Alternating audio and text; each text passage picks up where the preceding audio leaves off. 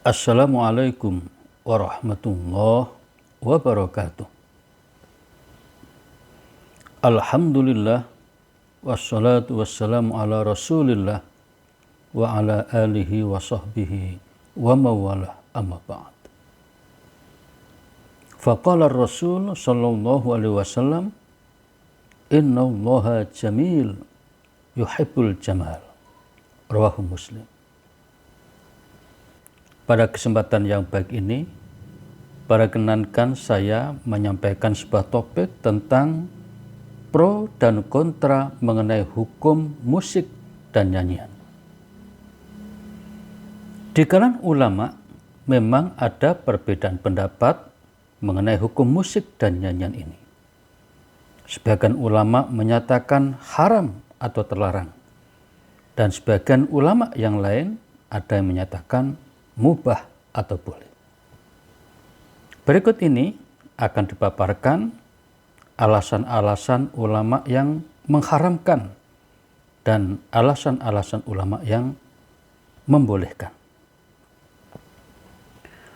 Wahbah Az-Zuhaili menyebutkan dalam kitabnya Al-Fiqhul Islami wa Adillatuhu bahwa jumhur ulama dari 4 mazhab Hanafi, Maliki, Syafi'i, dan Hambali cenderung pada pendapat haramnya alat musik seperti alat musik kecapi, tamborin, gendang, drum, seruling, rebab, dan lainnya, termasuk alat musik yang bersenar, juga semua jenis seruling dan alat-alat musik yang dipetik. Di antara dalil yang dijadikan dasar untuk mengharamkan musik ini adalah hadis riwayat Al-Bukhari.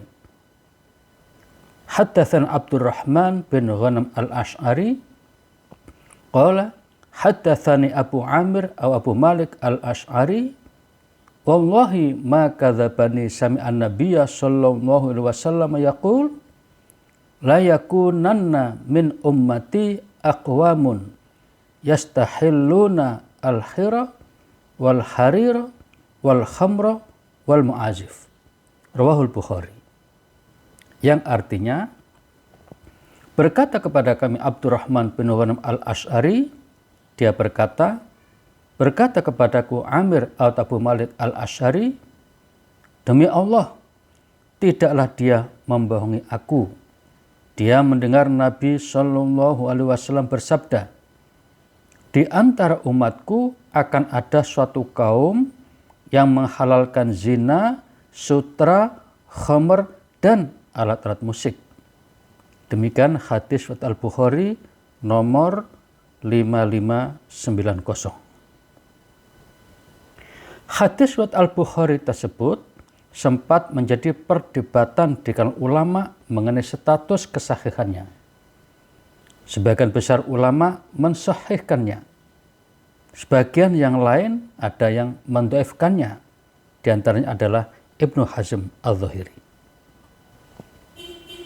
Ibnu Hajar Al-Asqalani dalam kitabnya Al-Fathul Bari menjelaskan bahwa melalui penelitian berbagai jalur dapat disimpulkan bahwa sanad hadis tersebut bersambung dan sahih.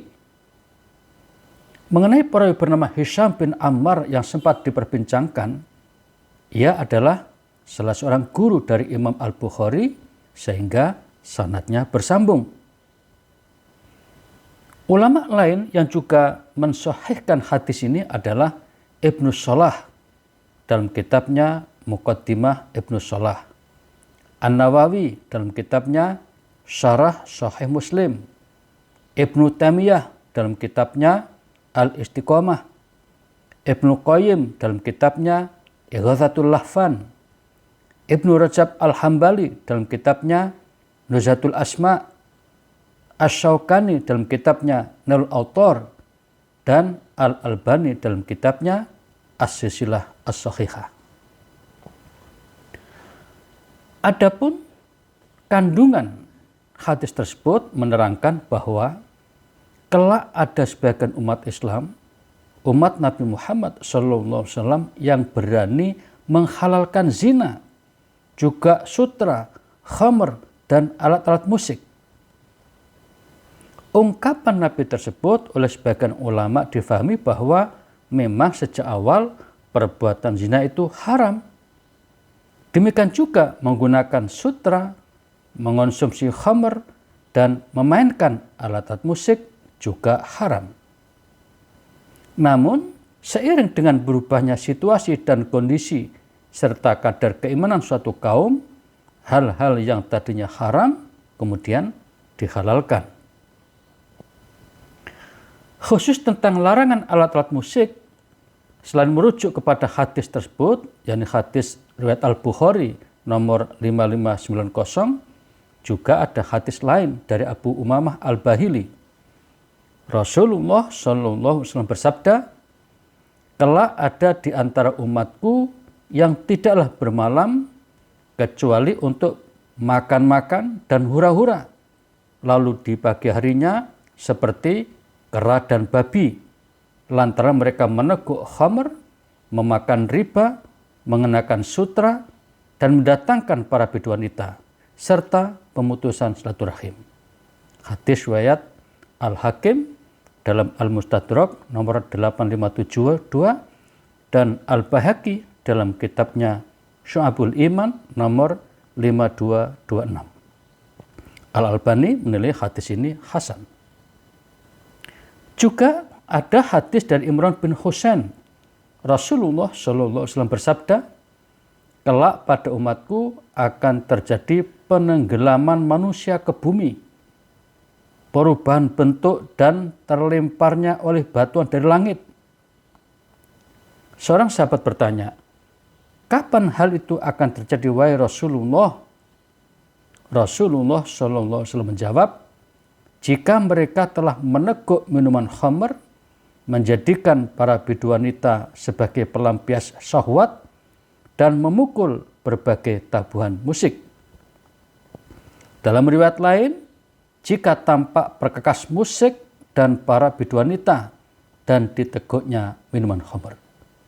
Hadis riwayat At-Tirmidzi dalam Sunan At-Tirmidzi nomor 2212 dan At-Tabrani dalam Al-Mu'jam Al-Kabir nomor 5810. Al-Albani menilai hadis ini sahih. Beberapa hadis tersebut oleh sebagian ulama dijadikan sebagai dalil haramnya menggunakan alat-alat musik. Di antara ulama yang mengharamkan musik adalah ulama dari kalangan imam 4 mazhab. Selain atas dasar hadis-hadis tersebut, ulama yang mengharamkan alat musik juga berdasarkan firman Allah Subhanahu wa taala surat Luqman ayat 6. Allah berfirman, "Wa minan nasi may yashtari lahwal hadithi liyudilla 'an sabilillahi bighairi 'ilm wa yattakhidhaha huzwa. Ulaika lahum 'adzabun muhin." Di antara manusia ada orang yang mempergunakan percakapan kosong untuk menyesatkan manusia dari jalan Allah tanpa ilmu dan menjadikannya olok-olokan. Mereka itu akan memperoleh azab yang menghinakan. Ibnu Abbas dan Ibnu Mas'ud mengatakan bahwa yang dimaksud dalam ayat tersebut lahwal hadis adalah alat-alat musik dan nyanyian. Demikian Ibnu Abbas dalam kitabnya Tanwirul Mikbas dan Ibnu Katsir dalam kitabnya Tafsirul Quran Al-Azim. Kata Tabari, secara rasional memang dapat dipahami bahwa alat-alat musik dan nyanyian dapat menyebabkan manusia lalai dari ketaatan kepada Allah, lalai dari membaca Al-Quran, dan lalai dari zikir kepada Allah Subhanahu wa Ta'ala. Demikian At-Tabari dalam kitabnya Jami' Al-Bayan juz 20 halaman 130. Lebih lanjut, At-Tabari mengutip pendapat sejumlah ulama seperti Imam Asy-Syafi'i, Imam Maliki, Imam Abu Hanifah, dan lainnya yang menyatakan bahwa musik hukumnya haram. Imam Syafi'i berkata, menyanyi hukumnya makruh dan menyerupai kebatilan. Barang siapa sering menyanyi maka tergolong safih, yaitu orang bodoh. Karena itu syahadahnya, kesaksiannya ditolak. Begitu juga dengan pendapat Imam Malik. Guru As-Syafi'i ini melarang keras musik.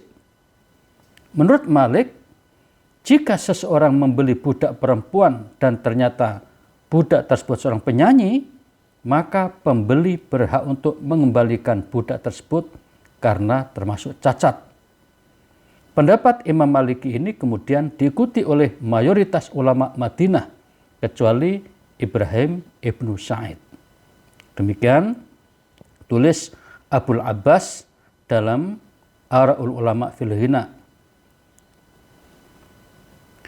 Kemudian Abu Hanifah juga berpendapat bahwa musik hukumnya makruh dan mendengarkannya termasuk perbuatan dosa.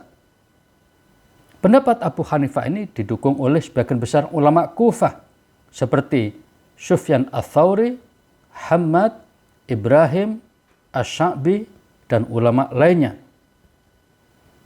Imam Ahmad juga berpendapat bahwa sejumlah alat musik itu hukumnya haram karena termasuk kemungkaran yang harus dihilangkan. Suatu saat Imam Ahmad ditanya tentang menyanyi, maka ia mengatakan bahwa hal itu bisa menumbuhkan kemunafikan dalam hati. Karena itu aku tidak menyukainya. Keterangan ini bisa dibaca dalam kitab Imam Al-Ghazali Ihya Ulumuddin juz 2 halaman 269 dan juga Abul Abbas dalam Ara'ul Ulama fil Ghina. Selain pendapat ulama yang mengharamkan tadi itu, ada juga ulama yang memperbolehkan musik.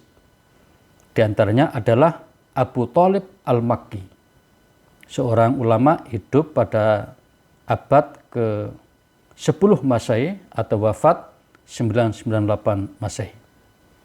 Menurut Abu Thalib, para sahabat Nabi SAW seperti Abdullah bin Ja'far, Abdullah bin Zubair, Mughirah bin Syu'bah, Muawiyah, dan sahabat lainnya suka mendengarkan musik. Menurutnya, mendengarkan musik atau nyanyian hampir sudah mentradisi di kalangan ulama salaf atau para tabi'in. Bahkan kata Abu Thalib, ketika dia berada di Mekah, pada saat peringatan hari-hari besar, orang-orang Hijaz merayakannya dengan pagelaran musik. Demikian tulis Abu Thalib Al-Makki dalam kitabnya Qutul Qulub, juz 2, halaman 1090-1097. Kemudian, beberapa ulama lain yang juga memperbolehkan mendengarkan musik adalah Imam Ibnu Hazm, Imam Al-Adfawi, dan Imam Ibnu Thahir Al-Maqdisi. Mereka berpendapat bahwa hadis-hadis yang dipegangi oleh ulama yang mengharamkan nyanyian itu umumnya tidak sahih, ada cacatnya. Al-Qadhi Abu Bakar Ibnu Arabi mengatakan bahwa tak ada satupun hadis sahih yang mengharamkan nyanyian. Ibnu Hazm bahkan mengatakan bahwa hadis-hadis yang dijadikan dasar untuk mengharamkan nyanyian semuanya batil dan maudhu. Tentang Quran surat Luqman ayat 6 yang dijadikan dalil untuk mengharamkan nyanyian, Ibnu Hazm mengatakan bahwa ayat itu bukan tentang larangan musik atau nyanyian, tetapi menjelaskan tentang sifat perbuatan orang-orang kafir yang mempermainkan ajaran Allah Subhanahu wa taala. Demikian tulis Ibnu Hazm dalam kitabnya Al-Muhalla, juz 9 halaman 60, dan Abul Abbas dalam Ara'ul Ulama fil Ghina. Kemudian Imam Al-Ghazali yang hidup pada abad 12 Masehi atau wafat 1111 Masehi, termasuk ulama yang memperbolehkan mendengarkan musik. Beliau meriwayatkan, suatu ketika Abi Hasan bin Salim ditanya Abu Thalib, "Mengapa engkau melarang mendengarkan musik? Sementara Syekh Al-Junaidi, Sirri As-Sakoti, dan Dhunun Al-Misri senang mendengarkan musik." Hasan bin Salim menjawab, saya tidak melarang orang mendengarkan musik, sebagaimana halnya orang-orang yang lebih baik dariku. Aku hanya melarang bermain dan bersenda gurau dalam mendengarkan musik. Demikian tulis Al-Ghazali dalam kitabnya Ihya Ulumuddin, juz 2 halaman 268. Lebih lanjut, Al-Ghazali berkata bahwa syair itu perkataan. Kalau isinya baik, maka baik. Jika isinya buruk, ya buruk. Sesuai dengan muatannya, maka mendengarkan nyanyian bisa dihukumi mubah, mustahab, wajib, makruh, dan bisa juga haram. Demikian Abul Abbas dalam Ara'ul Ulama fil Ghina. Kemudian Syekh Sabiq menyebutkan ada 3 dalil yang dipedomani oleh ulama yang memperbolehkan musik atau nyanyian. Yang pertama, hadis riwayat Al-Bukhari, Muslim, dan lainnya. Aisyah radhiyallahu anha berkata, saat itu Nabi SAW berada di Madinah dan aku memiliki 2 gadis Ansor. Keduanya menabuh rebana dan menyanyikan syair-syair yang menggambarkan perang Bu'ath, yaitu peristiwa dari terbunuhnya para tokoh Aus dan Khazraj. Nabi berbaring di atas tikarnya sambil memalingkan wajahnya dan bertutupkan selembar kain. Kemudian Abu Bakar tiba dan membentak kedua penyanyi itu sambil berkata, kenapa ada seruling setan di rumah Rasul? Lalu Nabi menyingkap tabir kain dari wajahnya seraya bersabda, biarkanlah keduanya wahai Abu Bakar, ini adalah hari raya. Sesungguhnya pada setiap kaum memiliki hari raya dan hari ini adalah hari raya kita. Aisyah berkata, ketika Abu Bakar lengah, lalu aku mendorong keduanya keluar rumah. Demikian hadis Al-Bukhari nomor 3931, riwayat Muslim nomor 2100, An-Nasai nomor 1597, Ibnu Majah nomor 1898, dan Ahmad nomor 24682. Kemudian dalil kedua adalah hadis riwayat Ahmad dan At-Tirmidzi. Buraidah Al-Aslami berkata, Rasulullah SAW pergi perang. Ketika pulang, datanglah gadis hitam seraya berkata, wahai Rasul, aku bernazar, jika Tuhan pulang dengan selamat, akan aku tabuhkan rebana dan bernyanyi. Maka Rasulullah SAW bersabda, jika engkau telah bernazar, maka tabuhlah rebana itu. Jika tidak, maka jangan lakukan. Lalu ia menabuhnya. Kemudian Abu Bakar masuk dan ia tetap menabuh rebananya. Ketika Ali masuk, ia juga tetap menabuh rebananya. Ketika Utsman masuk, ia tetap menabuh rebananya. Kemudian ketika Umar masuk, maka ia menyembunyikan rebananya di bawah pantatnya dan mendudukinya. Maka Rasulullah SAW bersabda, sesungguhnya setan takut kepadamu wahai Umar. Ketika aku duduk, ia menabuh rebananya. Ketika Abu Bakar masuk, ia tetap menabuh rebananya. Ketika Utsman masuk, ia tetap menabuh rebananya. Namun ketika Anda masuk, ia pun menyembunyikan rebananya. Hadis riwayat At-Tirmidzi nomor 3690 dan Ahmad nomor 23011. Kata Albani, hadis ini sahih. Kemudian dalil yang ketiga, berdasarkan riwayat yang sah, bahwasanya banyak dari kalangan sahabat dan tabi'in yang mendengarkan nyanyian dan alat-alat musik. Di kalangan sahabat misalnya Abdullah bin Zubair, Abdullah bin Ja'far, dan lain-lain.